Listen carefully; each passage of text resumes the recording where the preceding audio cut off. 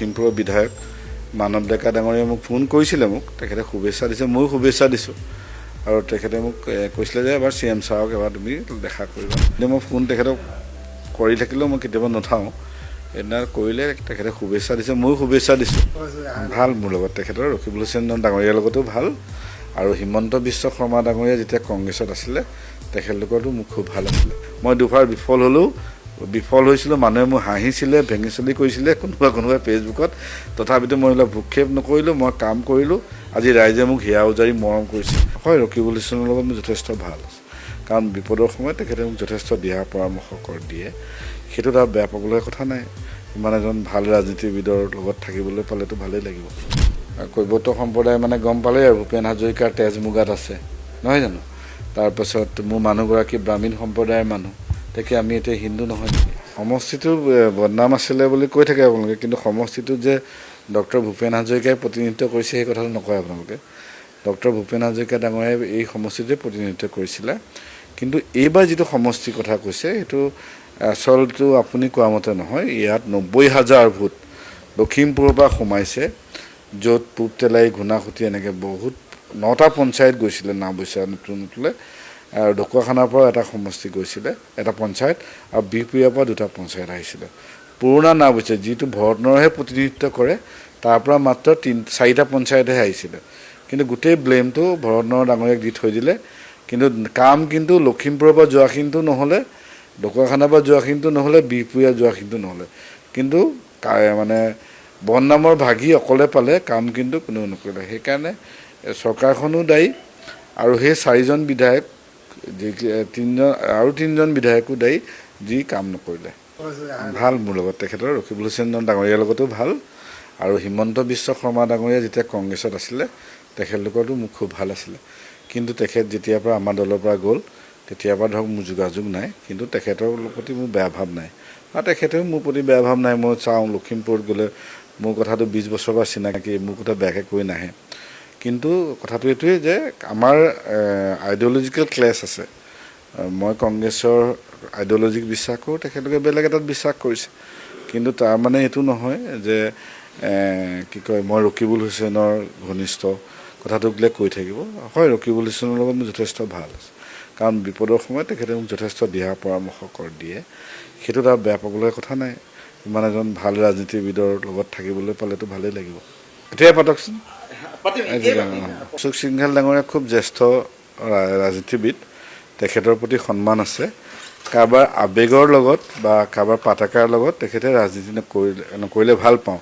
কাৰণ যেতিয়া কেতিয়াবা এখন বিজেপিৰ পতাকাও পৰি থাকে তেতিয়াও আমাৰ মনটো বেয়া লাগে, কাৰণ যে এইখন বহু মানুহৰ আৱেগ জড়িত থাকে। আৰু কংগ্ৰেছৰ পতাকাখনৰ লগতো বহু কোটি কোটি মানুহৰ আৱেগ জড়িত হৈ আছে।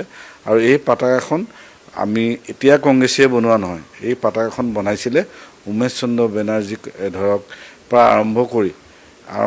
আৰম্ভণি হৈ আজি এইটো পৰিৱেশ পাইছে। অসন্তুষ্ট মোক ক'ত? প্ৰথমটো কৈছে কি বাংলাদেশৰ টিম ক'লে নেকি?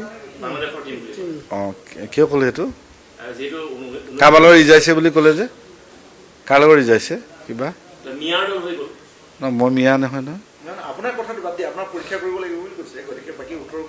মোৰ পৰীক্ষাটো মোক এতিয়া সত্ৰাধিকাৰে বহু ঈশ্বৰসকলেও ভোট দিছে। আৰু মই কৈৱৰ্ত সম্প্ৰদায়ৰ মানুহ, মিচিং গাঁৱত মই জিকিছোঁ। কৈৱৰ্ত সম্প্ৰদায় মানে গম পালেই আৰু ভূপেন হাজৰিকাৰ তেজ মুগাত আছে, নহয় জানো? তাৰপাছত মোৰ মানুহগৰাকী ব্ৰাহ্মীণ সম্প্ৰদায়ৰ মানুহ, তাকে আমি এতিয়া হিন্দু নহয় নেকি? মইতো কামাখ্যা মন্দিৰত যাওঁ, চলাশ্বৰ মন্দিৰত গৈ আহিছোঁ, আমি হিন্দু নহয় নেকি?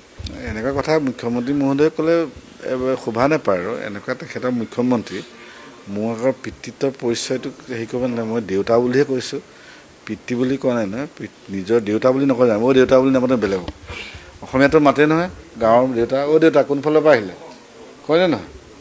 গাঁৱত আমি মাতোতো, আমি অ' দেউতা কোনফালৰ পৰা আহিলে বুলি বহুতক নকওঁ জানো?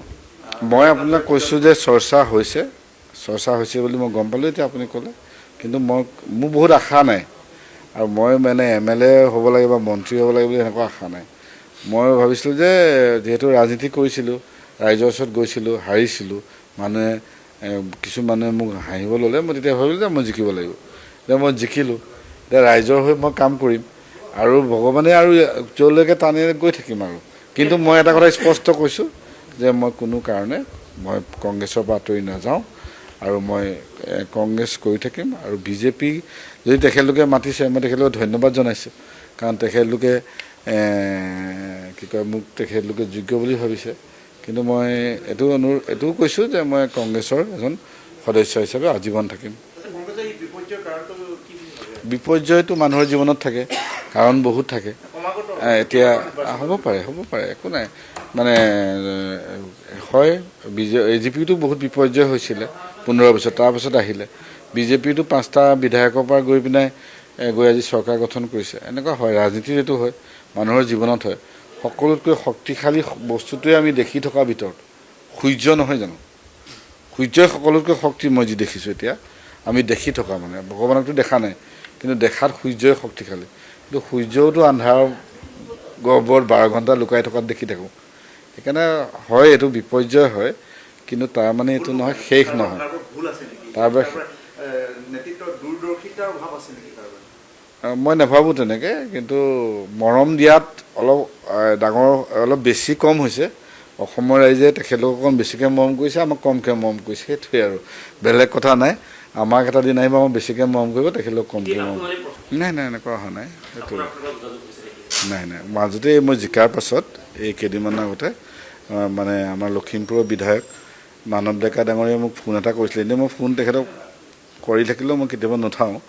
সেইদিনা কৰিলে তেখেতৰ মানে ভায়েকৰ লগত মোৰ এটা নিজৰ ক্লাছমেট আছিলে, খুব ঘৰুৱা আছিলোঁ। কিন্তু ধৰক তেখেত যিহেতু বেলেগ হৈ গ'ল, আমাৰ লগত যোগাযোগ নাই। মোৰ এগেইনষ্টতে আমি ইলেকশ্যন খেলিছোঁ। ফোন কৰিছিলে মোক, তেখেতে শুভেচ্ছা দিছে, ময়ো শুভেচ্ছা দিছোঁ।